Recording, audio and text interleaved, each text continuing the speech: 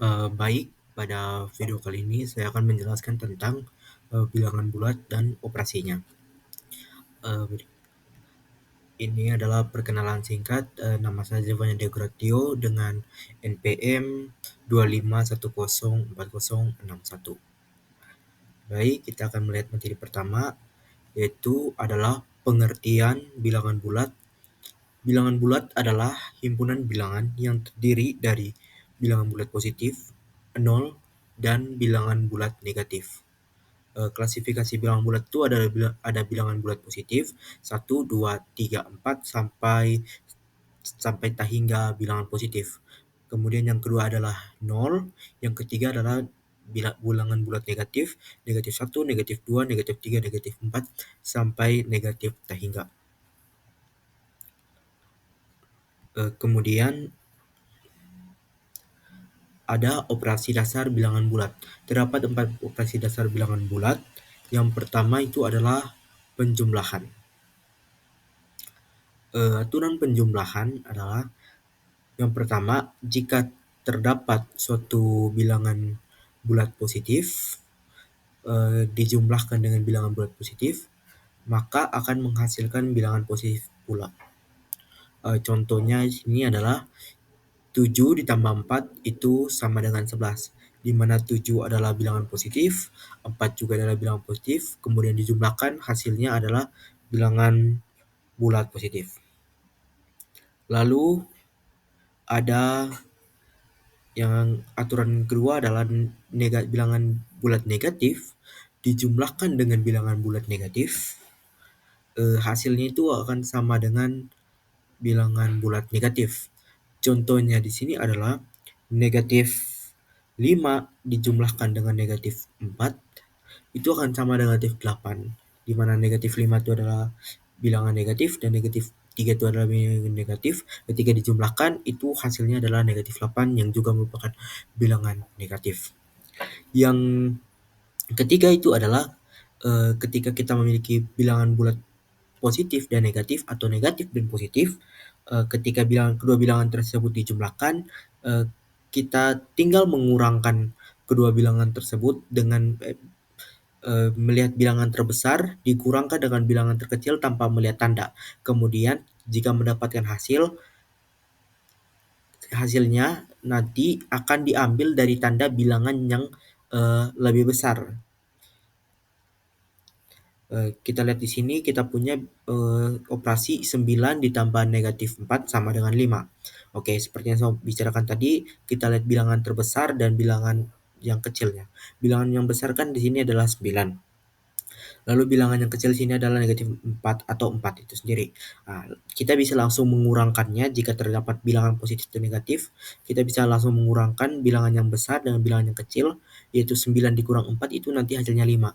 Nah, kemudian kita melihat di sini bilangan yang lebih besar itu adalah 9. Lalu 9 di sini tandanya adalah positif. Maka hasilnya dari operasi ini juga akan bertanda positif. Kemudian untuk contoh yang kedua, kita punya negatif 7 ditambah 3. Oke. Penjumlahan dari dua bilangan bulat positif dan negatif, kita tinggal langsung kurangkan saja bilangan yang besar dengan bilangan yang kecil. Di mana kita tinggal kurangkan 7 dikurang 3 itu sama dengan 4. Kemudian kita lihat tanda dari bilangan yang besar. Di kasus ini adalah 7, di mana 7 di sini adalah bilangan negatif. Maka hasilnya tadi yang 4 itu akan berubah menjadi negatif 4. Seperti itu gampangnya. Lalu operasi yang berikutnya adalah operasi pengurangan. Pengurangan itu mengurangi suatu bilangan sama dengan menambahkan dengan lawan dari bilangan tersebut. Oke, untuk melihat contohnya, melihat rumusnya kita lihat di sini. Jika kita mempunyai bilangan bulat A dan B, A dikurang B, itu hasilnya itu akan sama dengan A ditambah negatif B. Jadi bilangan bulat itu kita dari dikurangkan, kita tinggal tambah, lalu B ini jika dia tandanya positif berubah jadi negatif, jika B tandanya negatif maka dia akan berubah jadi positif. Kemudian nanti kita bisa kembali lagi ke aturan penjumlahan. Seperti itu. Nah, kita lihat di sini kita punya 8 dikurang 5. berdasarkan rumus A ini 8 ini akan sama dengan A, kemudian 5 di sini akan sama dengan B. Lalu untuk merubah bentuk ini, kita bisa merubahnya dari 8 ditambah dengan negatif 5. Nah, ketika kita ingat tadi operasi penjumlahan, di mana kita tinggal mengurangi dengan 5 dikurang 8, lalu hasilnya itu sama dengan 3, kemudian kita melihat tanda dari bilangan yang besar, itu tanda dari 8 itu sendiri yang adalah positif, maka hasil dari 5 dikurang 8 itu adalah positif 3. Contoh yang kedua adalah kita punya 6 dikurang negatif 2. Oke, seperti yang saya bilang tadi, B-nya itu kita punya 6 itu adalah A, kemudian negatif 2 itu adalah B. Nah, jadi kalau pengurangan kita tinggal ubah bentuknya menjadi A di sini 6 ditambah dengan kebalikan dari B. Kebalikan dari negatif 2 itu adalah 2. Maka nanti 6 ditambah 2 itu akan sama dengan 8. Seperti itu. Kemudian contoh yang ketiga, jika kita punya negatif 4 dikurang 3, maka kita lihat di sini 4 negatif 4 itu sama dengan A, lalu 3 di sini sama dengan B. Maka nanti bentuknya kita bisa ubah menjadi negatif 4 ditambah negatif 3. Dimana kalau pada penjumlahan, negatif dijumlahkan dengan negatif, itu hasilnya negatif. Kita punya negatif 4 ditambah negatif 3 itu akan sama dengan negatif 7. Lalu contoh yang terakhir itu sama kita punya negatif 1 dikurang dengan negatif 5. Negatif 1 itu kita ubah ke dalam bentuk A dikurang B sama dengan A ditambah negatif B, maka dia akan menjadi negatif 1 dikurang negatif 5, itu akan sama dengan negatif 1 ditambah 5, di mana tanda kurang berubah jadi tambah, kemudian negatif 5 berubah menjadi 5, karena kebalikan dari negatif 5 adalah 5. Maka nanti tinggal dari operasi penjumlahan positif dan negatif, tinggal kita kurangkan saja bilangan yang terbesar dan yang terkecil, 5 dikurang 1, lalu kita melihat tandanya pada bilangan terbesar yang mana di sini positif, maka hasilnya juga akan positif. Operasi yang ketiga adalah operasi perkalian. Nah, aturan tanda dalam perkalian, jika kita mempunyai suatu bilangan positif, kita kalikan dengan bilangan positif, maka akan menghasilkan bilangan positif pula. Contohnya di sini adalah 4 dikali 3 itu akan sama dengan 12. Lalu jika kita mempunyai bilangan positif, kita kalikan dengan bilangan negatif, hasilnya itu akan menjadi bilangan negatif. Contohnya 5 dikali negatif 2 itu akan sama dengan negatif 10. Lalu aturan yang ketiga, jika kita punya bilangan negatif, kita kali dengan bilangan positif sama dengan bilangan negatif. Contohnya itu negatif 3 dikali 4 sama dengan negatif 12. Lalu aturan yang keempat, jika kita mempunyai bilangan bulat negatif, kita kalikan dengan bilangan bulat negatif, hasilnya itu akan menjadi bilangan bulat positif. Contohnya negatif 6 dikali negatif 2 dikali negatif 6 sama dengan 12. Jadi pada aturan perkalian, jika dua bilangan tandanya sama lalu kita kalikan, maka tanda hasilnya itu tandanya adalah tanda positif. Kalau terdapat dua bilangan bulat dengan tanda berbeda, positif negatif, ketika dikalikan, maka tandanya itu akan berubah menjadi negatif. Yang berikut adalah aturan pembagian. Aturan tanda dalam pembagian itu sama persis dengan aturan pada perkalian. Di mana jika kita mempunyai bilangan bulat positif, kita bagi dengan bilangan bulat positif, akan sama dengan bilangan bulat positif. Contohnya ini 15 dibagi 3 yang sama-sama bilangan positif, ketika kita bagi hasilnya itu adalah positif 5. Lalu bilangan bulat, ketika kita mempunyai bilangan bulat positif, kita bagi dengan bilangan bulat negatif, hasilnya akan sama dengan bilangan bulat negatif. Contohnya di sini kita punya 20 dibagi dengan negatif 5, hasilnya adalah negatif 4. Ke aturan yang ketiga, ketika kita punya bilangan bulat negatif, kita bagi dengan bilangan bulat positif, hasilnya itu akan menjadi bilangan bulat negatif. Contoh negatif 18 dibagi 6 sama dengan negatif 3. Lalu aturan yang keempat, ketika kita punya bilangan bulat negatif, kita bagi dengan bilangan bulat negatif, hasilnya adalah bilangan bulat positif. Contohnya kita punya negatif 24 dibagi negatif 8, hasilnya akan sama dengan 3. Oke, materi berikutnya adalah sifat-sifat operasi bilangan bulat. Yang pertama adalah sifat komutatif atau pertukaran. Sifat ini hanya berlaku pada penjumlahan dan perkalian.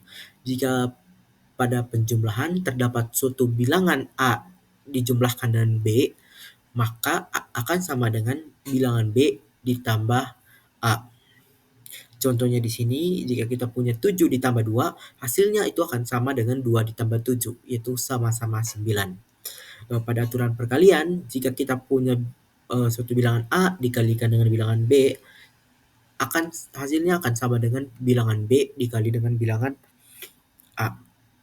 Di sini kita punya contohnya 5 dikali negatif 3 itu akan sama dengan negatif 3 dikali 5. Kemudian aturan sifat yang operasi yang kedua itu adalah sifat asosiatif atau pengelompokan. Aturan juga sama, ini hanya berlaku untuk penjumlahan dan perkalian. Jika kita mempunyai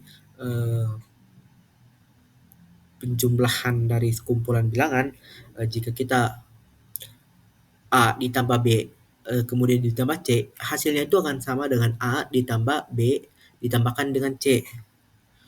Seperti itu.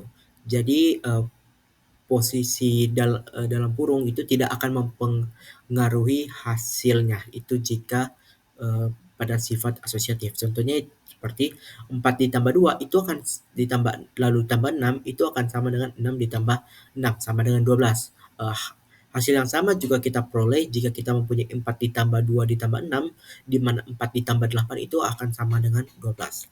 Aturan asosiatif juga berlaku pada operasi perkalian, di mana jika kita mempunyai bilangan A dikali B, lalu dikalikan dengan C, hasilnya akan sama dengan A dikalikan dengan B dikali C. Contoh, jika kita mempunyai bilangan 3 dikali 4, 3 dikali 2, lalu dikalikan dengan negatif 4, akan sama dengan 6 dikali negatif 4, akan sama dengan negatif 24. Dan jika kita mempunyai 3 dikali dengan 2 dikali negatif 4, akan sama dengan 3 dikali negatif 8, akan sama dengan negatif 24. Jadi dalam asosiatif itu walaupun bagiannya yang dikerjakan terlebih dahulu itu berbeda, tapi hasilnya itu tetap sama. Sifat yang ketiga adalah sifat distributif atau penyebaran. Jadi sifat distributif ini memiliki bentuk umum di mana A dikalikan B ditambah C akan sama dengan A kali B ditambah A kali C. Contohnya jika kita mempunyai 3 dikali 4 ditambah 5 itu akan sama dengan 3 dikali 9, di mana 9 itu 4 ditambah 5 maka sama dengan 27. Atau bentuknya operasinya kita bisa buat dalam 3 dikali 4 lalu ditambahkan 3 dikali 5 akan sama dengan 12 ditambah 15 sama dengan 27. Kemudian juga sifat distributif ini jika berlaku pada terhadap pengurangan. Jika kita punya A dikali B kurang C, nanti akan sama dengan B dikali B, A dikali B, kemudian dikurang A dikali C. Sebagai contoh, jika kita punya 2 dikali 8 kurang 3, itu akan sama dengan 2 dikali 5 sama dengan 10. Lalu, dan 2 dikali 8, kemudian dikurang 2 dikali 3 akan sama dengan 16 dikurang 6, atau sama dengan 10. Kemudian yang terakhir itu adalah contoh kontekstual dari operasi bilangan bulat. Contohnya yang pertama itu untuk suhu. Suhu di puncak gunung adalah negatif 5 jika matahari bersinar dan suhu naik 7 derajat Celcius. Suhu sekarang itu adalah kita tinggal menjumlahkan, karena dari suhu itu jika suhunya naik maka kita tinggal menjumlahkan saja. Berarti jika kita punya -5 ditambah 7, jadinya suhu akhirnya itu akan menjadi 2 derajat Celcius. Untuk contoh yang kedua itu contoh tentang laba. Jika seorang pedagang itu mengalami 2 transaksi dalam sehari, transaksi pertama itu dia mendapatkan laba 50.000 atau keuntungan sebesar 50.000. Lalu pada transaksi kedua dia malah rugi 20.000. Maka total kondisi keuangannya itu kita tinggal, untuk keuntungan itu nanti kita bisa tulis dalam nilai positif, kemudian untuk ruginya kita bisa tulis dia akan bernilai negatif, sehingga kembali kepada aturan penjumlahan ketika dua bilangan dijumlahkan, bilangan positif dan negatif dijumlahkan, lalu mereka berbeda tanda, kita tinggal kurang bilangan bulat terbesar dan bilangan bulat terkecil, kemudian tandanya mengikuti bilangan bulat terbesar. Pada kasus ini 50.000 kita kurangkan dengan 20.000 sama dengan 30.000, di mana tanda dari 50.000 adalah positif, maka hasil akhirnya adalah positif Rp30.000. Kemudian contoh kontekstual yang terakhir itu berkaitan dengan ketinggian. Seorang pendaki berada di ketinggian 1.500 mdpl. mdpl adalah meter di atas permukaan laut. Sementara seorang penyelam berada di kedalaman 30 meter. Maka selisih posisi mereka adalah 1.500 dikurang dengan -3. Pada aturan pengurangan kita